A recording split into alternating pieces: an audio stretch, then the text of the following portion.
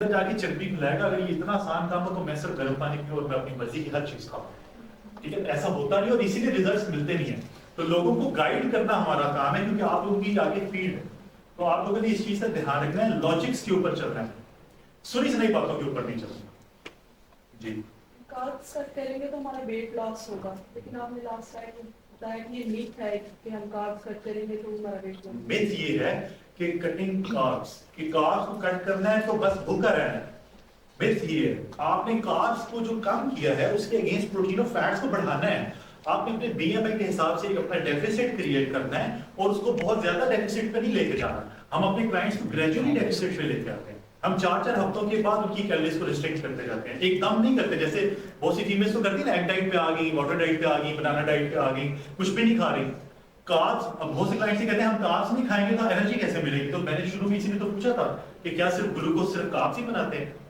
Protein और fats भी तो बनाते हैं ना। लेकिन ये मुझे और आपको पता है, हमने पढ़ा है, आम बंदे को नहीं पता। आम बंदे को कॉन्सेप्ट ये है कि कार्बोहाइड्रेट्स एनर्जी देते हैं तो बस कार्ब्स एनर्जी देते हैं, पर हमने कार्ब्स लेने हैं। लेकिन उनकी टोटल, अब जो आपका ग्लूकोज न्यूरोजेनेसिस है जिसकी वजह से आपकी ये प्रोटीन और फैट्स बनाते हैं शुगर को, उसकी अमाउंट बहुत कम होती है, वो बॉडी उतना बनाती है जितनी उसको जरूरत होती है। हम कार्ब्स जो खा रहे होते हैं, हम इतना खा रहे होते हैं कि हमारी बॉडी को जरूरत नहीं होती। हमने कहा यार माड़ा है यार, पतले हो, मसल बनाने हैं, किसी बंदे ने कहा या किसी ने सेहत पकड़नी है, या मैं बहुत कमजोर दिखता हूं, मैंने मोटा होना है, तो वो क्या करता है? वो 2 की बजाय 3 रोटियां कर लेगा डेली बेसिस पे, एक टाइम में 3 से 4 रोटियां कर लेंगे, लेकिन गोश्त की बोटियां 2 या 3 ही लेंगे। तो बेसिकली कॉन्सेप्ट उसमें बताने का ये था कि कार्ब्स को कट डाउन करना है, लेकिन इनको रिप्लेस करना है प्रोटीन और फैट्स के साथ, और बिल्कुल ही छोड़ नहीं देने कार्बोहाइड्रेट्स। हमें कुछ ना कुछ तो चाहिए उसमें से, लेकिन कोशिश करें कि वो प्रोसेस कार्ब्स ना हो। गंदम और चावल का कांसेप्ट आप कोई देखिए, मेरी बात सुने, मैंने आपको पहले बताया कि हमारे मेटाबॉलिज्म को खानों की पहचान नहीं है। उसको हमारी बॉडी को ये नहीं पता कि जो कार्ब्स आ रहे हैं चावल से आ रहे हैं या रोटी से आ रहे हैं या दालों से आ रहे हैं, उसके लिए कार्बोहाइड्रेट्स है। उसने उनको उसी तरह ट्रीट करना है, फूड को प्रोसेस करना है और कार्ब्स को उनकी जगह पे ब्लड में आना है और अपनी जगह पे पहुंच जाना है, ठीक है? तो इसलिए चावल, और ये कॉन्सेप्ट है ना, उबले चावल, तड़के वाले चावल, मैं रोटी, या मैं जनाब अभी शुगर, एक पेशेंट मेरे पास आया तो मुझे कहते हैं कि मैं मल्टीग्रेन नाश्ता ले रहा हूँ। मैं कि उससे क्या होगा? उससे शुगर ठीक हो जाती है। मैंने कहा ये कैसे? वो फलाना डॉक्टर ने कहा। मैंने कहा मुझे, या मार्केट में आजकल मिल रहे हैं शुगर फ्री के लिए ना, आटे भी बेचे जा रहे हैं, सिर्फ धोखा दिया जा रहा है। बेसिकली तो मैक्रोस तो वही सेम है ना, अगर मल्टीग्रेन है तो बेसिकली तो ग्रेन है ना, उसके अंदर कार्बोहाइड्रेट्स हैं। तो अगर आप 2 या 3 किस्म के कार्बोहाइड्रेट्स को इकट्ठा कर लो तब भी वो कार्बोहाइड्रेट है। अगर आप किसी एक कार्बोहाइड्रेट को लोगे तब भी वो कार्बोहाइड्रेट है। समझिए? तो ये हमने अपने आप को भी समझाना है, अपने घर वालों को भी समझाना है, और कल को क्लाइंट्स को भी ये चीजें समझाना है कि कार्बोहाइड्रेट्स हमारी बॉडी को उसकी पहचान नहीं है कि ये चावल है या रोटी है। ये मुझे और आपको पहचान है। जिस्म को क्या पहचान है? मैक्रोस की या माइक्रोस की या इलेक्ट्रोलाइट्स की। जी, आपका क्लियर हुआ है? डायबिटीज देखिए होती कैसे? आपके घर में एक बंदा आया डायबिटिक है, तो उसको क्या इशू है जो डायग्नोज ही हुआ है कि ये डायबिटिक है? डायबिटीज की डेफिनेशन क्या है? ब्लड ग्लूकोज के लेवल्स का ज्यादा होना, ठीक है? इंसुलिन की रेजिस्टेंस का होना, पैनक्रियाज के ऊपर बहुत ज्यादा बर्डन है इंसुलिन बनाने का। बाय द वे भी आप आगे पढ़ेंगे तो आपको पता चलेगा कि 2% काम है सिर्फ पैनक्रियाज का बाइल एसिड बनाने का, 98% काम उसका है इसका पैनक्रियाज का, 2% काम है सॉरी पैनक्रियाज का इंसुलिन बनाने का, 98% काम उसका क्या है? बाइल एसिड बनाने का, ठीक है? तो पैनक्रियाज ने सिर्फ 2% अल्लाह ताला ने दिया। इसका मतलब क्या हुआ कि जो उसकी लिमिट अल्लाह सुब्हानहू तआला ने रखी है कि 2% बस जरूरत है, इसका मतलब है कि अल्लाह सुब्हानहू तआला ने एक निजाम सेट किया है कि ग्लूकोज इस लेवल की होनी चाहिए कि वो 2% उसका सिर्फ काम है कि वो इंसुलिन बनाए, लेवल्स ठीक रहेंगे, प्रॉब्लम नहीं होगी। उसके ऊपर बर्डन क्यों पड़ता है कि जो हमने खराब खुराकें खा खा के अपने ग्लूकोज के लेवल्स बढ़ाए हैं, वो मीट ही नहीं कर पाती इंसुलिन उसको। तो जिस वक्त आपकी ये लेवल्स बढ़े हैं, अभी आप अपने टेस्ट में HbA1c, आई एम श्योर आपको डायबिटीज नहीं है, ठीक है? तो एक क्लाइंट अगर 40 या 45 साल की उम्र में आता है और कहता है कि मुझे शुगर हो गई है, टाइप 2 है, टाइप 1 नहीं है, तो वो कैसे हुई? क्यों? कोई ना कोई रीजन तो होगा उसका। आर्थराइटिस मुझे क्यों हुआ, कैसे हुआ, रीजन तो होगा इंसुलिन की रेजिस्टेंस की वजह से वो बढ़ी हुई थी। क्यों बढ़ी हुई थी? मेरी खुराक ठीक नहीं थी। खुराक ठीक ना होने से क्या होता, ग्लूकोज लेवल्स बढ़े हुए थे। समझ लें, जिस वक्त बाइल एसिड आपका नहीं बनता, जिस वक्त आपकी ग्लूकोज लेवल्स बढ़ते हैं और पैंक्रियास के ऊपर लोड पड़ता है तो वो बाइल एसिड बनाना छोड़ देता है, आईबीएस का इशू स्टार्ट हो जाता है, बदहजमी का इशू स्टार्ट हो जाता है, बंदा कहता है यार खाया हजम नहीं हो रहा। बेसिकली उसका बाइल एसिड नहीं बन रहा क्योंकि ग्लूकोज लेवल इतने ज्यादा है कि पैंक्रियास की सारी तवज्जो इंसुलिन बनाने के ऊपर है। तो जिस वक्त आपके पास कोई क्लाइंट आएगा और मुझे मैं डायबिटिक हूं तो आपने उसका टेस्ट करवाने हैं, वो एक दो टेस्ट हैं, उसमें फास्टिंग इंसुलिन बहुत इंपॉर्टेंट है। इधर प्रैक्टिस नहीं है कि हम लोग फास्टिंग ग्लूकोज करवा लेते हैं कि ग्लूकोज से टेस्ट करवा लिया, पता लग जाएगा ग्लूकोज के लेवल्स क्या हो। तो हो सकता है मैंने रात को कोई ऐसी खाना खाया हो जिससे ग्लाइसेमिक इंडेक्स बहुत ज्यादा हो और सुबह मेरे लेवल्स बढ़े हुए हों, तो वो तो लेवल्स बढ़े हुए आएंगे। बेसिकली तो देखना है कि पैंक्रियास जो हमारा लवलवा है उसके ऊपर प्रेशर कितना है, उसके अंदर बॉडी के अंदर रेजिस्टेंस कितनी है इंसुलिन की। वहां से हमें पता चलता है कि इसको किस डाइट के जरिए और कितने मैक्रोस रख के और क्या हिसाब करके इसको नीचे लेके आना है। तो वो एक दो टेस्ट है, वहां से आपको पता चलेगा, तो आपको क्लियर हो जाएगा। ऑब्वियसली डायबिटिक बंदा वो है जिसकी ब्लड ग्लूकोज लेवल ज्यादा है। क्यों ज्यादा हो रहे हैं? जो हम खाना खा रहे हैं, खाना प्रोसेस होता है, उसमें से प्रोटीन, फैट्स, न्यूट्रिएंट्स सब निकलते हैं, ब्लड में आते हैं और ब्लड से अपनी अपनी जगह पे जाते हैं। तो जो ग्लूकोज है वो ब्लड में आया और सेल्स तक है, ठीक है। हमारे सेल ने जितनी ग्लूकोज चाहिए थी, हर सेल ने वो ग्लूकोज ले लिए, उसके बाद वो रेजिस्टेंट हो गया कि मेरे पास इनफ एनर्जी है, मैं इसको कहाँ रखूं। तो वो हमारे ब्लड में ग्लूकोज फिरती रहती है। तब हम जब टेस्ट करते हैं तो पता लगता है कि हमारे ब्लड ग्लूकोज लेवल ज्यादा है। क्यों? क्योंकि हमारे सेल्स जो हैं वो भरे पड़े हैं, हमारी जेब में भरी पड़ी है और एक्स्ट्रा है वो हमने हाथ में पकड़े हुए हैं, इधर उधर रखे हुए हैं पैसों की। मिसाल दे रहा हूं, तो जिस वक्त आपके ग्लूकोज लेवल ज्यादा है तो इसका मतलब ये है कि जो आपने खाना खाया उसके अंदर इतनी ज्यादा ग्लूकोज थी कि उसने आपकी पूरी बॉडी के सेल्स को जितनी रिक्वायर्ड ग्लूकोज थी वो दे दी है, उसके बाद भी बच गई है। अब अल्लाह सुब्हानहू तआला ने निजाम ये रखा है ब्लड का कि इसने क्लीन रहना है। क्यों क्लीन रहना है? इसने ऑक्सीजन लेके जानी है, कार्बन डाइऑक्साइड लेके आनी है, इससे न्यूट्रिएंट्स लेके जाने हैं, इससे ये काम है। जब उसके अंदर ग्लूकोज रहता है तो फिर एक कुदरती निजाम है जिसको हम कहते हैं फैट सेल्स, ट्राइग्लिसराइड्स, वो आप लिपिड से टेस्ट करवाएं तो पता चल जाता है। वो उसमें कन्वर्ट करके फैट सेल्स में, ब्लड को निकाल के फैट सेल्स में कन्वर्ट करके और फिर हमारी बॉडी के लिए होना शुरू होता है। तो हमने ये करना है कि हम वो खाने खिलाएं क्लाइंट को जिसका ग्लाइसेमिक इंडेक्स कम हो, जो खाना हजम होने के बाद ब्लड ग्लूकोज को स्पाइक ना दे, क्योंकि हमारे ब्लड में ऑलरेडी ग्लूकोज आता है। नंबर 1। नंबर 2, जो हमारे सेल्स भरे पड़े हैं एनर्जी से, उनको खाली भी तो करवाना है। वो खाली होंगे तो दोबारा भरे जाएंगे। वो कैसे होंगे? जब हमारा मेटाबॉलिक रेट बढ़ेगा। मेटाबॉलिक रेट कैसे बढ़ेगा? जब फिजिकल एक्टिविटी बढ़ेगी, जब एक्सरसाइज होगी, ऐड होगी, तो रूटीन की जो फिजिकल एक्टिविटी है उससे बढ़ेंगे तो कैलोरी डिमांड बढ़ेगी, सेल्स उस एनर्जी को यूज करेंगे, अगली एनर्जी के लिए अवेलेबल हो जाएंगे, ब्लड से वो फिर पहुंच जाएगी, तो हमारा ब्लड साफ होता जाएगा ग्लूकोज से, समझ लिया। और चूंकि हम बाहर से वो खाने नहीं खा रहे जो ग्लूकोज में कन्वर्ट हो रहे हैं, तो हमारी बाहर से इंटेक भी ग्लूकोज की इतनी नहीं होगी, तो हमारी रिवर्स हो जाएगी। यही तो मैं आपको कह रहा हूँ कि जिससे हम मेडिसिन लेते हैं तो मेडिसिन वक्ती तौर पे तो उसको ब्लड से निकालती है, सेल्स के अंदर तो जा ही नहीं सकती, सेल्स के अंदर जगह ही नहीं है, ठीक है। फैट सेल्स में कन्वर्ट वो तेजी से कर रही है उसको। आप देखिए इंसुलिन वाला बंदा कितनी जल्दी फूलता है, क्योंकि फैट सेल्स तेजी से कन्वर्ट होते हैं, ब्लड को साफ करना है। लेकिन बेसिकली हम उसकी सोर्स को क्यों नहीं पकड़ते कि जो जहां से जड़ है, यानी जो खाने हम खा रहे हैं हम उसको कंट्रोल कर लें, ना ज्यादा ग्लूकोज दें, ना ज्यादा वो फैट सेल्स में कन्वर्ट हो, समझिए। तो आपने सिर्फ कट डाउन करना होता है कार्ब्स को, और वो भी इतने कार्ब्स रखने हैं जिस तरह आपकी कीटो डाइट शुरू हो, ताकि वो विजिबल कार्ब्स ना हो, वो आपको लीफी ग्रीन्स वगैरह से कार्ब्स मिले। और आप जब बाहर से ग्लूकोज कम आएगी, हम क्लाइंट्स के साथ एक्सरसाइज करवाते हैं, 2 से 3 महीने लगते हैं और सिम्टम्स खत्म हो जाते हैं। किसी मेडिसिन की जरूरत नहीं पड़ती, जिस तरह अभी जरूरत नहीं है, उस तरह जरूरत ही नहीं पड़ती। तो खुराक जो है खराब खुराक, वो प्रॉब्लम है मेटाबॉलिक डिजीज की। जी हमारा जो ब्लड प्रेशर है वो हाई हो रहा है और लो हो रहा है, और कुछ बता इतने सालों से लगी होती है, जरूरत ही नहीं होती। जब ब्लड प्रेशर ना कम हो रहा है ना बढ़ रहा है, तो गोली की जरूरत ही नहीं पड़ेगी। आप गोली खाते हैं, वक्ती तौर पे ब्लड प्रेशर कम होता है, शाम तक आपको भी जरूरत पड़ जाती है। इसका मतलब है कि जो हम खुराक खा रहे हैं वो मुसलसल वही काम कर रही है जिस तरह से प्रॉब्लम बढ़ती जा रही है या कांस्टेंट है। तो हमने क्या करना है कि हमने खुराक को ठीक करना है ताकि गोली की जरूरत ही ना पड़े। आपने पूछना था आपको समझ आई बात की? आपने कहा था कि हम क्लाइंट्स को ज्यादातर दालें वगैरह रेकमेंड नहीं करते क्योंकि प्लांट बेस्ड प्रोटीन जो है वो अमाइनो एसिड कंप्लीटली प्रोवाइड नहीं कर सकता। तो जो लोग ये एक रीजन था। तो स्ट्रिक्टली जो वीगन होते हैं लोग, क्या उनकी कभी भी रिक्वायरमेंट हम देते हैं उनको, लेकिन फिर हम ये करते हैं कि हम उनकी प्रोटीन के लिए दूसरी सोर्सेज देते हैं। जैसे वे प्रोटीन पाउडर है, ठीक है, हम इस तरह की सोर्सेज देखते हैं जिससे हमको प्रोटीन पूरी दे सकें। बात यह है कि अगर आपने 100 ग्राम दाल ली है तो आप उसमें से लेट से कहते हैं कि 8 ग्राम प्रोटीन मिलेगी, एक मिसाल दे रहा हूँ, तो हो सकता है उसमें 40 ग्राम कार्ब्स भी होंगे। तो हमने तो बेसिकली अपना फोकस रखना ही कार्बोहाइड्रेट्स पे है, हमने ग्लूकोज पे फोकस रखना है, जिस तरह की हम ट्रीटमेंट कर रहे हैं उस बेस पे, या इवन कि हमने फैट लॉस भी करना है। तो हमने बेसिकली तो बॉडी को मजबूर करना है कि हम जो स्टोर्ड एनर्जी है उसको इस्तेमाल करें। तो स्टोर्ड एनर्जी क्या है? फैट है, फैट को या मसल के अंदर माइटोकॉन्ड्रिया है वो है, ठीक है, तो वो तो एक्सरसाइज से भी इस्तेमाल हो जाती है, लेकिन फैट कैसे इस्तेमाल होगा? तो उसके लिए हमें बाहर से कार्बोहाइड्रेट्स को कट डाउन करना है ताकि वो कीटोसिस में, आप लोग पढ़ चुके हैं कीटोसिस में जाना बॉडी का, यस सर।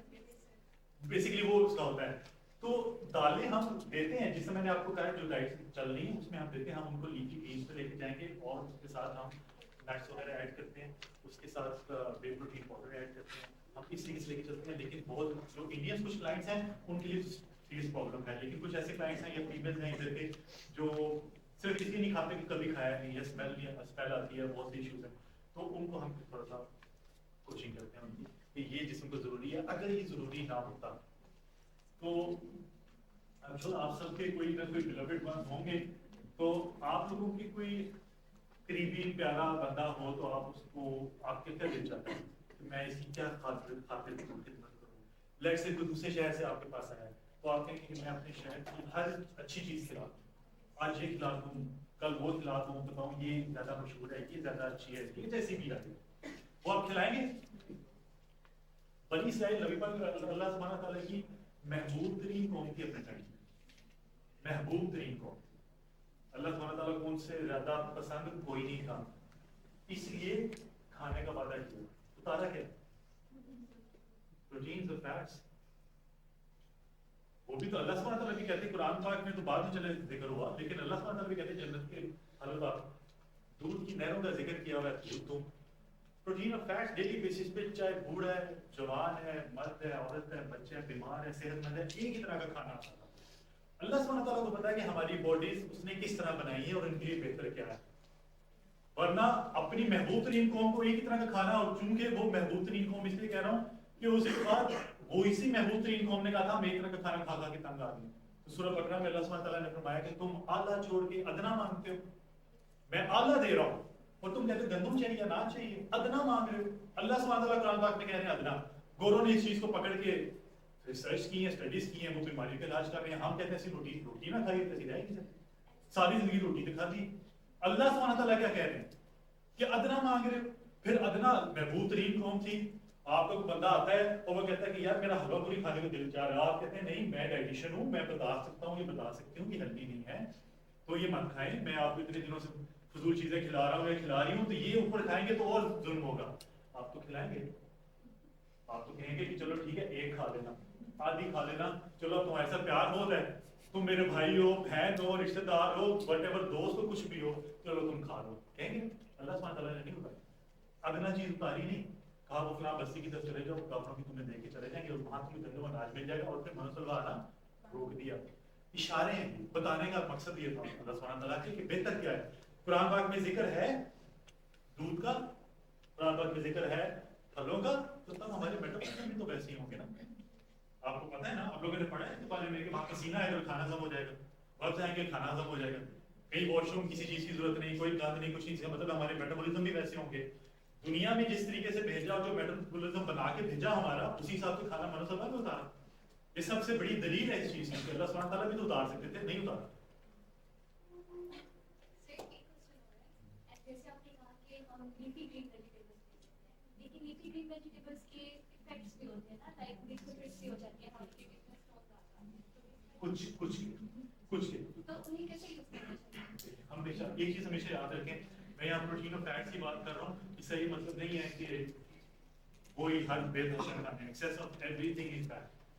हम प्रोटीन और फैट भी ज्यादा लेते हैं तो वो भी ग्लूकोज में कन्वर्ट हो जाता है ना, जब बॉडी से इस्तेमाल नहीं करता तो वो वही ग्लूकोज में फैट में कन्वर्ट होगा। तो हर चीज मॉडरेशन में लीजिए, भूख रख के खाना, अगर आप मॉडरेशन में रख के लीफी ग्रीन तो इन चीजों का इस्तेमाल करेंगे साइड इफेक्ट्स नहीं होंगे, क्योंकि आपकी बॉडी के पास एक्स्ट्रा कुछ बच ही नहीं रहा। आपके पास एक्स्ट्रा पैसे होंगे तो आप क्या करेंगे? फीमेल्स क्या करेंगी? गोल्ड ले लेंगी, कमेटियां डाल देंगी, ठीक है। लड़के क्या करेंगे? कहीं ना कहीं बैंक में रख देंगे, या वो भी गोल्ड ले सकते हैं, या जमीन ले लेंगे, कहीं ना कहीं हम इन्वेस्ट कर देंगे एक्स्ट्रा पैसे। बॉडी के पास कोई तरीका नहीं है एक्स्ट्रा एनर्जी को स्टोर करने का, मास ऐसे के फैट से। अब वो एक्स्ट्रा एनर्जी चाहे आप सिर्फ प्रोटीन से दे रहे हैं, चाहे फैट से दे रहे हैं, चाहे कार्ब से दे रहे हैं, तो आपने कभी भी जरूरत से ज्यादा कुछ भी नहीं खाना, हर चीज नुकसान पहुंचाएगी।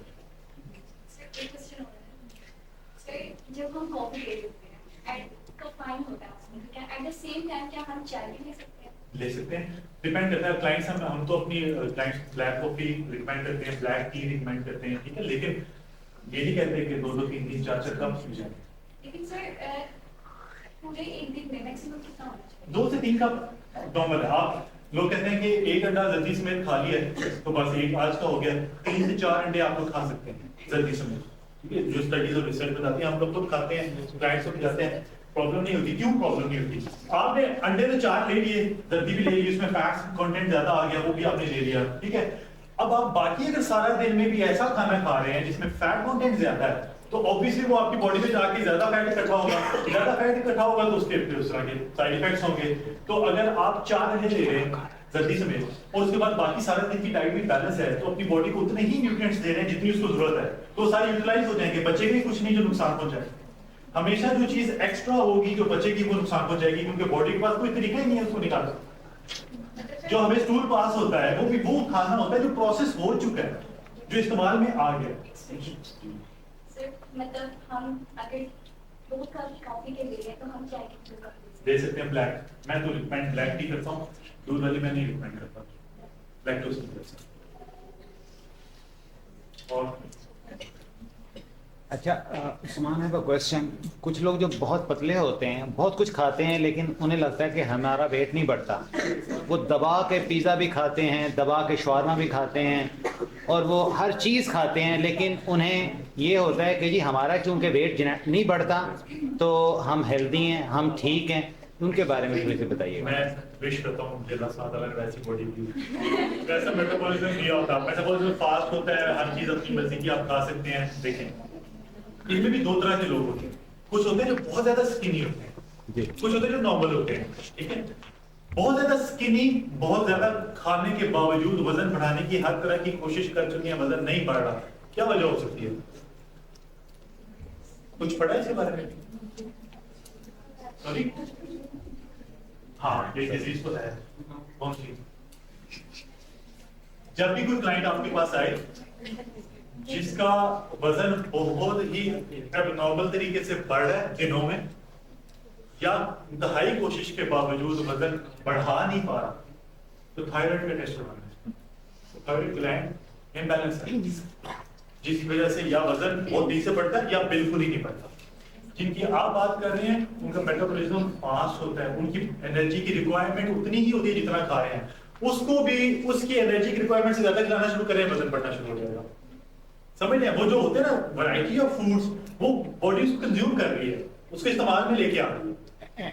And the amount of sugar they are taking, हाँ जी, लेकिन उसके साइड इफेक्ट होते हैं। आप HbA1c करवाएं उनका बड़ा होगा, इंसुलिन रेजिस्टेंस चेक करवाएं वो बड़ी होगी, वो होता है। वो ही लोग हैं जो जाके 40 45 50 साल की उम्र में बीमारियों के शिकार हो जाते हैं। बॉडी की एक हद तक रेजिस्टेंस रहती है, उसके बाद वो खत्म हो जाती है। तो वो अगर आप उनके टेस्ट करवाएंगे वो वाले, वो टेस्ट खराब भी आएंगे। बेहतर आप कई ऐसे बंदों को देखेंगे जो मोटे नहीं है लेकिन डायबिटिक हैं, ठीक है। तो वो इस चीज की मैंने एक वीडियो बनाई थी कि बीमारी जो है मोटापा, वो बीमारियों की जड़ है। ये कॉमन एक मिथ है, मोटापा तो खुद एक बीमारी है, इंसुलिन की रेजिस्टेंस की वजह से होती है। बीमारी मोटापे की वजह से बीमारियां नहीं आती, इंसुलिन की रेजिस्टेंस की वजह से आती हैं, चाहे फिर आप पतले हो चाहे आप मोटे हो। तो ये जो मिथ है ना कि मोटा हूं इसलिए बीमारी है, वो गलत कॉन्सेप्ट है, क्योंकि वो मोटापा हो इसलिए रहा है कि इंसुलिन की रेजिस्टेंस है और बॉडी फैट सेल्स को बढ़ा रही है। आपने कहा कि वेट गेन जो है रेशियो क्या होती है, मतलब रेशियो क्या है 1 to 2 kg हमारा देते हैं। हाँ 2 kg 3 kg ये भी जेनेटिकली डिफरेंट है, हर बंदे की जीन्स के ऊपर डिपेंड करता है।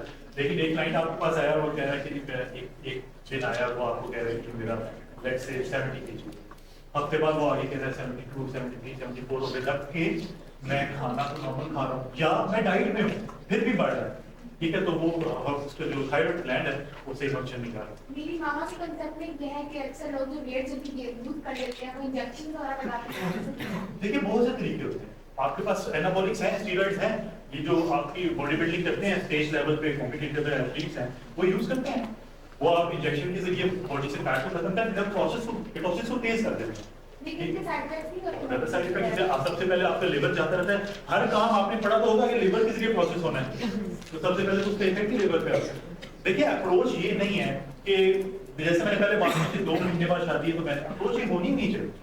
अप्रोच ये होनी चाहिए कि मैंने ये टारगेट सेट किया है, मैंने अपने वेट को यहाँ तक लेके आना है, मैंने अपने वेट को यहाँ तक लेके आना है, इसके लिए मुझे जितना भी टाइम लगे वो मैं करूँ। क्यों? क्योंकि मैंने सारे प्रोसेस के दौरान ऐसे नहीं रहना कि एक हफ्ते बाद मुझे कोई मिलने आए तो वो कि तुम्हारी आंखें क्यों अंदर नहीं है, तुम्हारे हल्के क्यों पड़े हुए हैं, मैं बैठ के उठूं तो मेरी आंखों के आगे अंधेरा आ जाए, वो क्रैश डाइट के जरिए होगा। वक्ती तौर पे आपको रिजल्ट्स मिल जाएंगे, लेकिन मसल जो आपका मसल है वो अपनी एनर्जी लूज करेगा, वीकनेस होगी, मसल बैलेंसेस होंगे। तो आपने अपने टारगेट तक पहुंचना है ना हेल्दी वे। लाइफस्टाइल का हम क्यों कहते हैं कि लाइफस्टाइल चेंज करना है कि आप हेल्दी रहते हुए अपना वजन भी कम करें और अपनी फिजिक भी बेहतर करें। तो मामा को बताना होता है, लेकिन अच्छी अप्रोच ये है कि देखिए कॉन्सेप्ट को समझे। बैंक बैलेंस कैसे बढ़ रहा है? पैसे आई जा रहे हैं, आई जा रहे हैं, आई जा रहे हैं, खर्चे इतने है नहीं है, जितना लाख रुपए आ रहा है 50,000 खर्चा है, 50,000 हर महीने जमा हो रहा है, तो बैंक बैलेंस बढ़ रहा है। तो वजन कैसे बढ़ रहा है? कि जरूरत नहीं है खाने की, खाई जा रहे हैं, खाई जा रहे हैं, वो एक्स्ट्रा किधर जाएगा? फैट सेल्स में कन्वर्ट होगा, वजन ही बढ़ेगा। तो हम उसको कैसे ठीक करना है?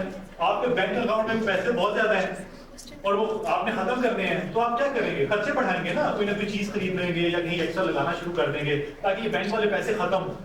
जब कोविड आया था तो क्या हुआ?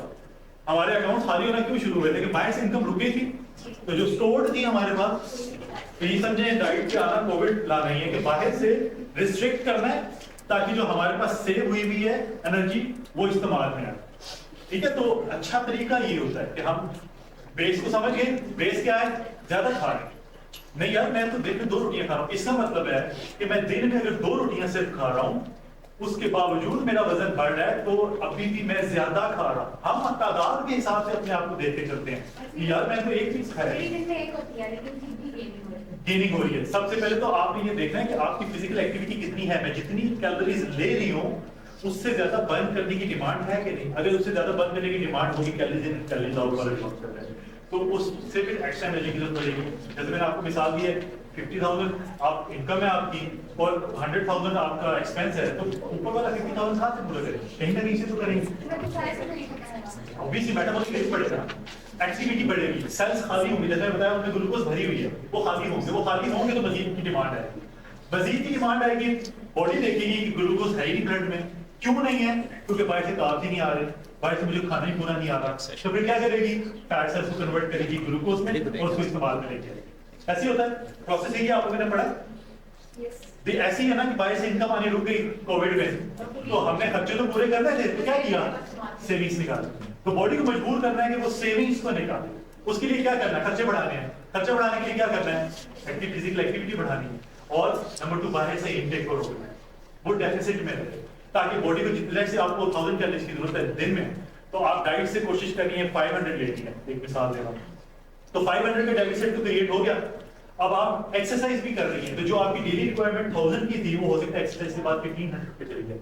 तो जो डेफिसिट आपका 500 का था, एक्सरसाइज ऐड करने से 1000 पे चला गया।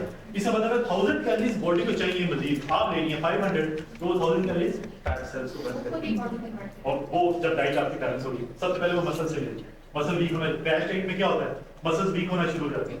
क्यों? क्योंकि माइटोकॉन्ड्रिया रेडी हालत में पड़ी है। एग्जांपल देता हूं, आपके पास कैश भी पड़ा है, प्राइस बॉन्ड भी पड़े, आपको पैसों की जरूरत पड़ी है।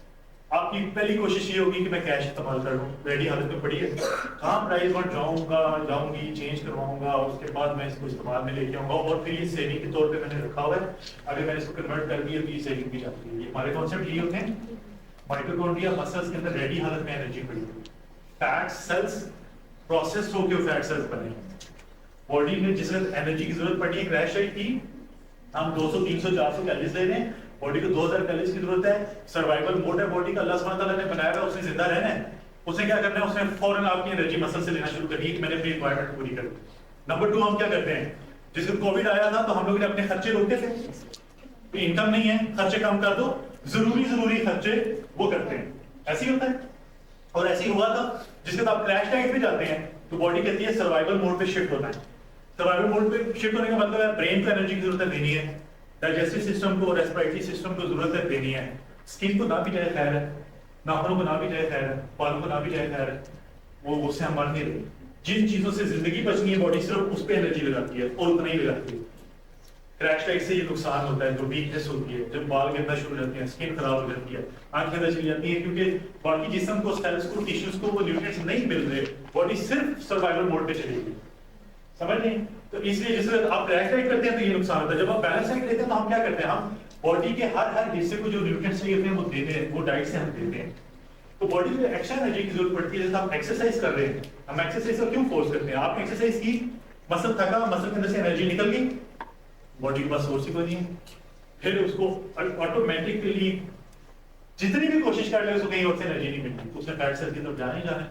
जैसे आपकी कैश खत्म हो गई है और आपको पैसों की जरूरत है तो आपने प्राइस पॉइंट चेंज करवानी है, उसके बगैर तो हल नहीं है। ठीक है, तो इसलिए बैलेंस डाइट बहुत ज्यादा जरूरी है, क्रैश डाइट और डेफिसिट बहुत ज्यादा ना होना, ये बहुत ज्यादा इंपॉर्टेंट है। तब आप बॉडी को कीटोसिस में लेके जा सकेंगे और फैट को बंद करेंगे। अक्सर लोग वॉक करते हैं ट्रेडमिल के ऊपर, वजन उनका काम हो जाता है लेकिन उनकी स्किन क्यों लूज हो जाती है, बॉडी डी शेप ही रहती है।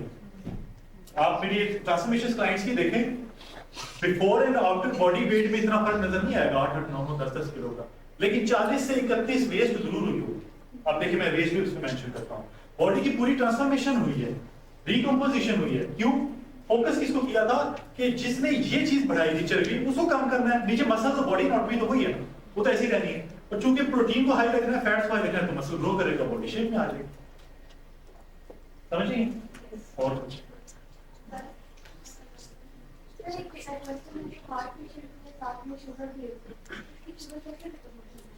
हार्ट पेशेंट और शुगर, मेरे क्लाइंट हैं, क्या उनका नाम है, रशीद, मोहम्मद रशीद, उनको स्टंट डला। अभी सुनने वाली बात है, स्टंट डलने के बाद उन्होंने मुझसे राब्ता किया, उन्होंने कहा कि मैंने आपकी वीडियो देखी है और मुझे ये स्टंट डला है और मैं अपना वजन भी कम करना चाहता हूँ, मुझे बताएं। मैंने उनको डाइट भी दी, एक्सरसाइज जिम वाली दी। 3 महीने बाद वो इस्लामाबाद में एक बहुत बड़ा हॉस्पिटल जहां से मैंने स्टंट डलवाया था, उधर के प्रोफेसर डॉक्टर है, उनके पास अपने टेस्ट लेके गए, साथ उनके भाई थे, तो उन्होंने डॉक्टर साहब ने टेस्ट देख के तो उनको ये कहा कि ऐसे फाइल देखी उनकी और उनको टेस्ट रिपोर्ट्स देख के उनको कहते हैं देखा बेहतरीन जा रहे हैं। मैंने आपको बताया था ये दवाइयां बड़ी अच्छी हैं, स्टंट डलवाना ही हल है ये वो मेरे क्लाइंट कहते हैं, मैंने उनको कहा डॉक्टर साहब मैंने तो आपकी दवाई एक दिन भी इस्तेमाल नहीं की। उन्होंने कहा फिर आपने क्या किया? उन्होंने कहा जी मैंने तो डाइट की है और एक्सरसाइज की है। क्या डाइट की है? उन्होंने कहा ये डाइट की है। उस क्लाइंट मेरे ने मुझे फोन किया ना उसी वक्त, तो कहता है डॉक्टर साहब मैंने फाइल खा के ऐसे फेंकी है टेबल पे और मेरे भाई को मुखातिब करके कहता है तुम्हारा भी भाई मर जाएगा। अब रिपोर्ट्स किधर गई, वो जो आपको टेस्ट है वो क्या है, वो ठीक आए हैं, लेकिन ईगो आ गई कि मेरी बताई दवाई इस्तेमाल नहीं की, मेरा बताया हुआ तरीका नहीं है, मन किया ये मर जाएगा। अल्हम्दुलिल्लाह आज तक फिट है। ये आपके लाहौर से थोड़ा सा आगे उनकी रहायश है, वो मतलब उनका कोई इलाका है जहाँ वो रहते हैं। एक्सरसाइज जिम में जाके करते हैं, स्टंट डला हुआ है, ठीक है, किसी किस्म की बीमारी नहीं है, फिट है। बात ये स्टंट क्यों डला है? जब आपकी ब्लड के अंदर कैल्शियम फैट सेल्स फिरते रहेंगे, ब्लड साफ नहीं होगा, तो कहीं ना कहीं तो वो इकट्ठे होंगे, कहीं ना कहीं तो ब्लॉकेज बनेगी। ये करते हैं क्या? स्टंट डाल के खुलाई करते हैं ना, तो वो तांगू ही उनको ठीक कर दे। आप ब्लड फ्लो ठीक कर दें, आप विटामिन डी लेना शुरू करें ताकि जो कैल्शियम जमा हुआ है वो, क्योंकि जब भी आप खाना खाते हैं और बॉडी कैल्शियम को निकालती है तो कैल्शियम बोन्स तक नहीं पहुंच सकता जब तक विटामिन डी के साथ केमिकल बॉन्डिंग ना हो। अगर आप विटामिन डी डेफिशिएंट हैं तो कैल्शियम कभी भी हड्डियों तक नहीं पहुंचेगा। ये बूढ़े कारपेट के ऊपर गिरते हैं हमारे जो बुजुर्ग हैं, कूल्हे की हड्डी टूट गई, टांग की हड्डी टूट गई, क्यों? बोन्स वीक हो चुकी हैं। क्यों वीक हो चुकी हैं? कैल्शियम पहुंचेगा कैसे? पहले इस प्रोसेस को तो समझे। विटामिन डी हम डेफिशिएंट हैं, हम जितना मर्जी कैल्शियम खाएं वो ब्लड वेसल्स में इकट्ठा होना शुरू होगा, हार्ट अटैक का वजह बनेगा, स्टंट डलने का वजह बनेगा। जब आपका ब्लड हार्ट का प्रॉब्लम है, सबसे पहले आपने क्या करना है? ब्लड ग्लूकोज को नीचे लेके आना ताकि ब्लड फ्लो ठीक हो। ब्लड फ्लो ठीक होगा तो हार्ट का प्रॉब्लम ठीक होगा। तो जब ब्लड फ्लो ठीक हुआ ग्लूकोज को नीचे करके, तो ऑटोमेटिकली जैसे ग्लूकोज नीचे आएगी बंदा ठीक हो जाएगा। ठीक है, तो ये लिंक है, इस बात को जहन में रखें। किताबें आपको भी कहेंगी, ये डॉक्टर पायलट जो है गवाह इस चीज की, उन्होंने ज़्यादा डिग्री है इसके पास की, किताबें आपको यही कहेंगी, खासकर पाकिस्तान का सिलेबस है कि कार्बोहाइड्रेट्स बहुत जरूरी है, बिल्कुल जरूरी है, लेकिन इतने जरूरी नहीं है कि आप प्रोटीन और फैट्स को वो पीछे कहीं गौरव कर दें और कार्ब्स को याद रखें। तो बेसिकली कार्ब्स को ध्यान में रखना है हमेशा सारी कि कार्ब्स की एक लिमिटेड रखनी है, प्रोटीन और फैट्स लेने हैं 10 मिनट